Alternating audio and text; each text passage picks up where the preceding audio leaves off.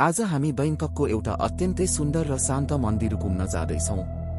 The बेन्चामा बोफिग, जसलाई संगमरमरको मन्दिर भनेर पनि चिनिन्छ। यो ठाउँ केवल मन्दिर मात्र होइन, यो कला, संस्कृतिको सौन्दर्य र गहिरो आध्यात्मिक शान्तिको मिश्रण जस्तो लाग्छ। यो भिडियो हेर्दै गर्दा बस आरामसँग हेर्नुहोस् र वरिपरिको सुन्दरतालाई महसुस गर्नुहोस्।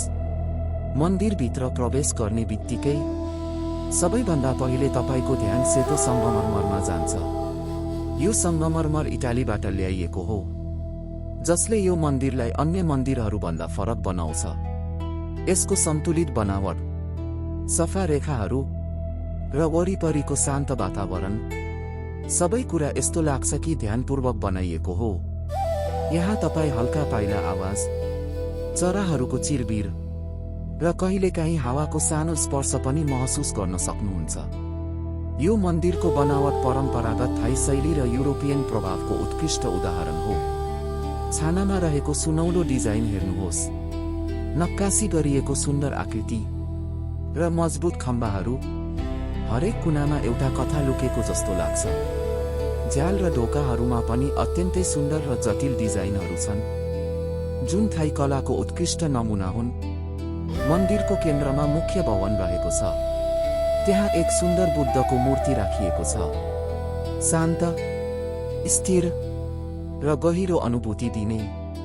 यो मूर्तिले शान्ति र आत्मिक सन्तुलनको प्रतीक जनाउँछ। मानिसहरू यहाँ हेर्न मात्र होइन, महसुस गर्न पनि आउँछन्।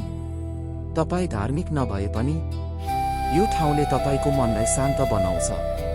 आँगन वरिपरि विभिन्न बुद्धका मूर्तिहरू राखिएका छन्। हरेक मूर्तिको आफ्नै अर्थ र मुद्रा छ, जसले बुद्ध धर्मका विभिन्न शिक्षाहरूलाई देखाउँछ।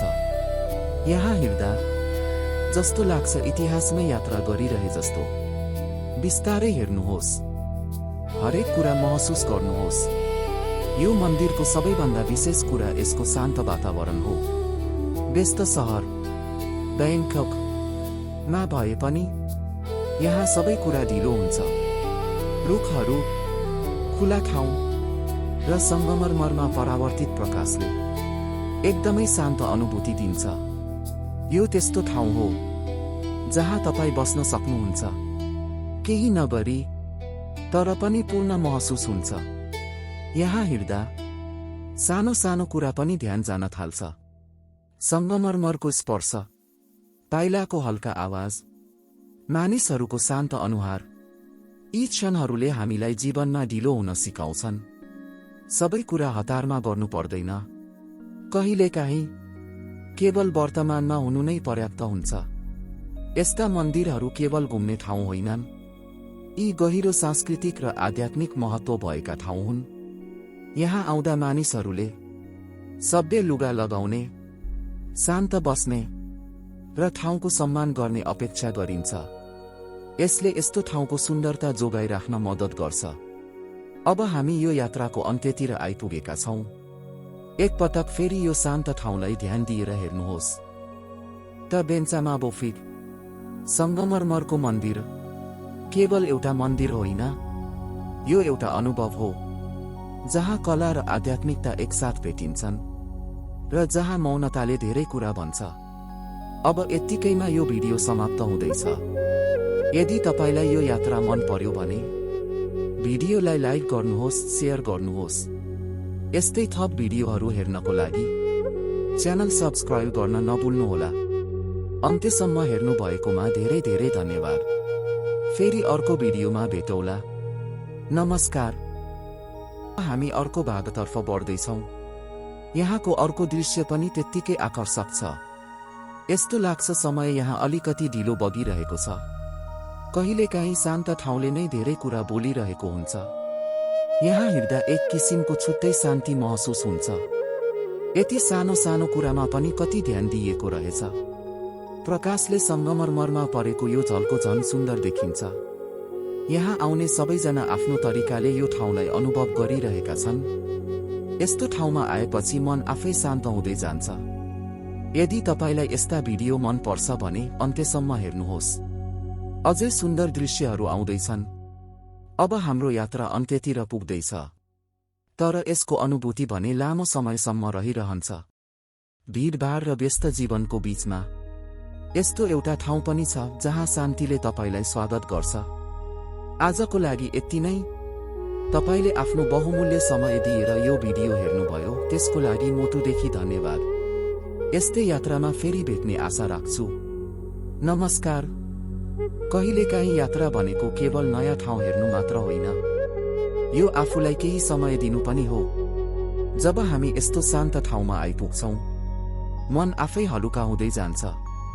यहाँ कुनै हतार छैन, कुनै दबाव छैन, केवल समय छ र त्यो समय पनि बिस्तारै बगिरहेको जस्तो लाग्छ। यहाँ वरिपरि हेर्दा हरेक चिजमा एउटा सन्तुलन देखिन्छ।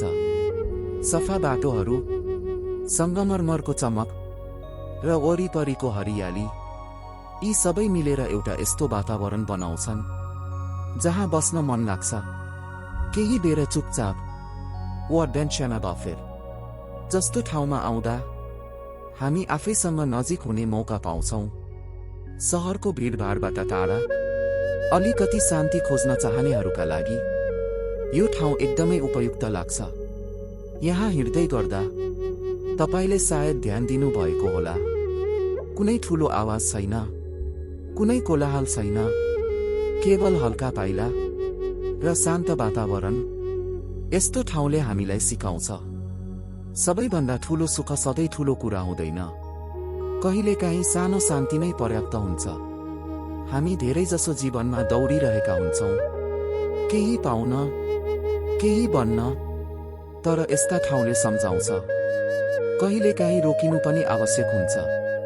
एकछिन बस्नु, गहिरो सास लिनु र आफूलाई महसुस गर्नु। यहाँको वास्तुकला पनि त्यत्तिकै रोचक छ। संगमरमरको प्रयोगले यो मन्दिरलाई अरूभन्दा फरक बनाएको छ। घाम पर्दा यसको सतहमा देखिने चमक र छायाको खेल, यी सबैले दृश्यलाई झन आकर्षक बनाउँछन्। जब प्रकाश र छाया सँगसँगै खेलिरहेका हुन्छन्, त्यो दृश्य हेर्दा मन नै शान्त हुन्छ। क्यामेराले देखाएको भन्दा पनि यो ठाउँ वास्तविकतामा अझै सुन्दर लाग्छ। यहाँ आउने मानिसहरू पनि आफ्नो तरिकाले यो ठाउँलाई अनुभव गरिरहेका हुन्छन्। कोही फोटो खिचिरहेका छन्, कोही चुपचाप बसिरहेका छन्, कोही प्रार्थना गरिरहेका छन्, तर सबैमा एउटै कुरा देखिन्छ, शान्ति। सायद यही कारणले गर्दा यस्ता मन्दिरहरू सधैँ विशेष लाग्छन्। यी केवल इँटा र पत्थरले बनेका संरचना होइनन्, यी भावना हुन्, अनुभूति हुन्। कहिलेकाहीँ हामीलाई धेरै कुरा चाहिँदैन, एक शान्त ठाउँ, थोरै समय र खुला मन, यति भए पुग्छ। यदि तपाईँ कहिले यहाँ आउने मौका पाउनुभयो भने हतार नगर्नुहोस्, बिस्तारै हिँड्नुहोस्, वरिपरि हेर्नुहोस् र त्यो क्षणलाई महसुस गर्नुहोस्। किनभने यस्ता अनुभवहरू क्यामेरामा कैद हुन्छन्, तर सम्झनामा अझै गहिरो बस्छन्। ब्याङ्कक जस्तो व्यस्त सहरमा यस्तो शान्त ठाउँ भेटिनु आफैमा एउटा सुन्दर कुरा हो। यसले देखाउँछ, जति व्यस्त भए पनि शान्ति सधैँ कतै न कतै हुन्छ। अन्त्यमा यस्तो यात्राले हामीलाई केही न केही सिकाएर जान्छ। सायद आजको सिकाइ यही हो, जीवनमा कहिलेकाहीँ ढिलो हुनु पनि ठिक हुन्छ र शान्तिमा पनि असाध्यै सुन्दरता हुन्छ। कहिलेकाहीँ हामी यात्रा गर्छौँ केवल नयाँ ठाउँ हेर्नका लागि होइन, तर आफूलाई अलिकति बुझ्नका लागि पनि। जब हामी यस्तो शान्त ठाउँमा आइपुग्छौँ, मन आफै बिस्तारै परिवर्तन हुन थाल्छ। पहिले जस्तो हतार हुँदैन, पहिले जस्तो सोचको भीड पनि हुँदैन। सबै कुरा अलि शान्त, अलि स्पष्ट जस्तो लाग्छ। वाटा बेन्चामा बोफिक जस्तो ठाउँमा समय बिताउँदा हामी बाहिरी संसारभन्दा अलि टाढा जान्छौँ र आफ्नो भित्री संसारसँग नजिक हुन्छौँ। सायद यही नै यस्ता ठाउँको वास्तविक सुन्दरता हो। यहाँ बस्दा तपाईले ध्यान दिनुभएको होला, साना कुराहरू पनि कति महत्त्वपूर्ण लाग्न थाल्छन्। जस्तै हावाको हल्का चलायमान स्पर्श, पातहरू हल्लिएको आवाज, टाढाबाट आएको सानो घन्टीको ध्वनि, यी सबैले मिलेर एउटा यस्तो वातावरण बनाउँछन् जुन शब्दमा व्यक्त गर्न गाह्रो हुन्छ। हामी प्राय जीवनमा धेरै कुरा खोजिरहेका हुन्छौँ, खुसी, सफलता, सन्तुष्टि, तर कहिलेकाहीँ यस्ता ठाउँले सिकाउँछन् यी सबै कुरा बाहिर होइन, हाम्रो भित्रै हुन्छन्। जब तपाईँ यहाँ बिस्तारै हिँड्नुहुन्छ, प्रत्येक पाइला सँगसँगै मन पनि हलुका हुँदै जान्छ जस्तो लाग्छ। केही बोझहरू स्वतः हराउँदै गएका छन्। यहाँको बनावट पनि त्यत्तिकै आकर्षक छ। सेतो संगमरमरको सतह, त्यसमाथि परेको घामको उज्यालो र बनेको प्रतिबिम्ब, यी सबैले मिलेर एउटा यस्तो दृश्य बनाउँछन् जुन आँखालाई मात्र होइन, मनलाई पनि आनन्द दिन्छ। कहिलेकाहीँ क्यामेराले कैद गरेको दृश्यभन्दा पनि वास्तविक अनुभव अझै गहिरो हुन्छ। यो ठाउँ पनि त्यस्तै हो। जति हेर्दै जानुहुन्छ, उतिमै नयाँ कुरा देख्न थाल्नुहुन्छ। यहाँ आउने हरेक व्यक्तिको अनुभव फरक हुन्छ। कोही यहाँ शान्ति खोज्न आउँछन्, कोही संस्कृतिलाई नजिकबाट बुझ्न, र कोही केवल हेर्न। तर अन्त्यमा सबैले केही न केही महसुस गरेर जान्छन्। ब्याङ्कक जस्तो सहरको बीचमा यस्तो ठाउँ हुनु आफैमा एउटा सन्तुलन जस्तो लाग्छ। एकातिर व्यस्त जीवन, अर्कोतिर गहिरो शान्ति, यी दुवैको मिलनले जीवनलाई पूर्ण बनाउँछ। हामी सबैलाई कहिलेकाहीँ यस्तै ठाउँ चाहिन्छ जहाँ हामी केही समयका लागि सबै कुरा बिर्सन सकौं र केवल आफूसँग बस्न सकौं। यहाँको हरेक दृश्यले एउटा सन्देश दिन्छ। धैर्य राख्नुहोस्, समय दिनुहोस्। अन्त्यसम्म साथ दिनुभएकोमा धेरै धेरै धन्यवाद। यस्तो भिडियो मन पर्यो भने लाइक र शेयर गर्न नभुल्नुहोला। फेरि अर्को यात्रामा भेटौँला। नमस्कार।